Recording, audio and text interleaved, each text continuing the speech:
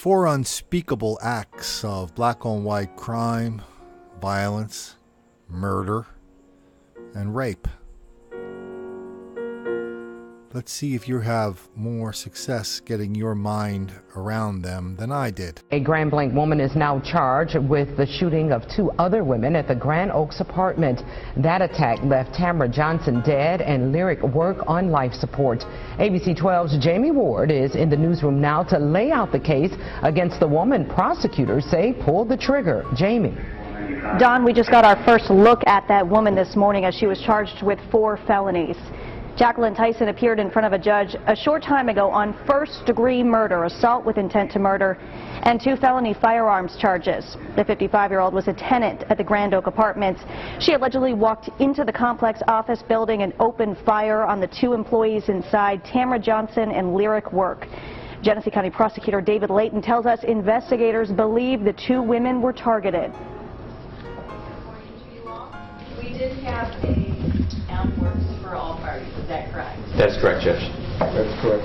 That's correct, Ma'am.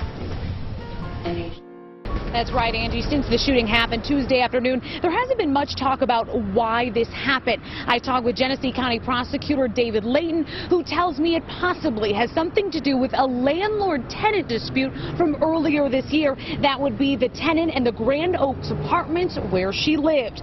That's where the shooting took place, right in the office of those apartments. A female tenant walked in carrying a weapon, and she opened fire, shooting 45-year-old Tamara Johnson and 20-year-old Lyric Johnson, who was pregnant.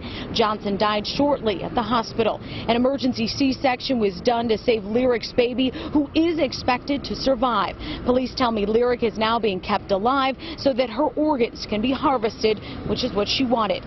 Lyric Work was a member of a very active social media group called Milk Making Moms. Brittany Coleman of Grand Blanc started the 3,000-member group that advocates for breastfeeding.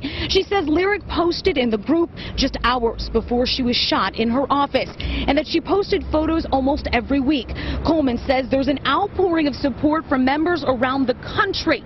There are about 50 moms on standby right now who are willing to donate breast milk to Lyric's baby if the family is willing to accept it.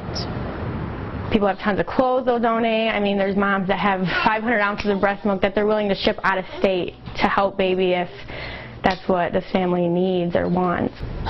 It was very heartbreaking, Angie, but they are tremendously strong, but obviously very emotional at tonight's vigil as hundreds gathered to see them and to pay their respects. Take a look behind me. You can see the crowds have left, but there's still a makeshift here of candles, of signs, of cards and flowers and balloons, just showing their respects for the family. Now, we do want to clarify that Lyric's family spoke to us tonight, and they say they're hearing that people are saying that they heard that Lyric was taken off life support, and they wanted to tell us and clarify that that is not true. Her family says she is a fighter and she is still on life support tonight. And we also learned that the baby girl, whose name is Marley, is amazing. She's on a feeding tube but is doing just fine. Now here's some of the video we shot just about 2 hours ago at the vigil. Close to 300 people came out for the event tonight, and many of them family members, friends, neighbors, and even strangers. They hugged, they cried, and they just paid their respects tonight. And many family members came up expressing their thanks to the community and spoke at tonight's event, but also could not hold back their tears. And we spoke to people who live in this complex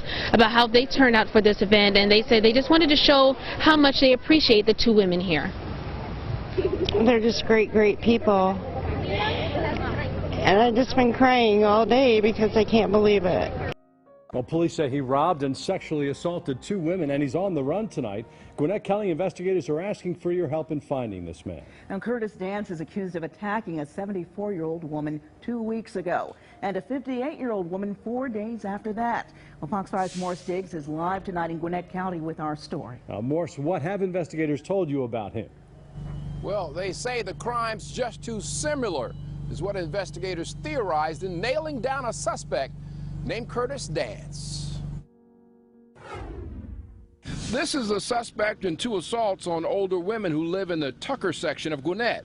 It's likely Curtis Dance watched both women in order to know they should be alone. But what we know is that the suspect was dragging the victims from room to room, making sure that they weren't either calling 911 or going out and seeking help, but he was, antagonizing them, getting with them, trying to see where the money or the cash or the valuables were. The authorities say on July 21st, the suspect crawled through a kitchen window and allegedly grabbed a 74-year-old woman. He took cash and a computer, then committed a sexual assault, according to Gwinnett police. 4 days later, he went into another female's home, the victim this time a 58-year-old. Police say he assaulted her and grabbed some jewelry before leaving. The detective and the first responding officers were able to reach out to somebody who possibly knew this person. And through that contact, the lead detective was able to determine that Curtis Dance is the one who they suspect is responsible for these crimes. The other day, President Obama said there are people out there saying the world is coming to an end, there's an apocalypse, there's all this bad stuff happening. And he accused people of manufacturing these things that most people are not experiencing. Well, despite the president's straw man, we do know this much is true. There's something very, very wrong happening in this country right now with elevated levels of black on white crime that are wildly out of proportion. This is violence and murder against pregnant women, violence and robbery and rape against old women.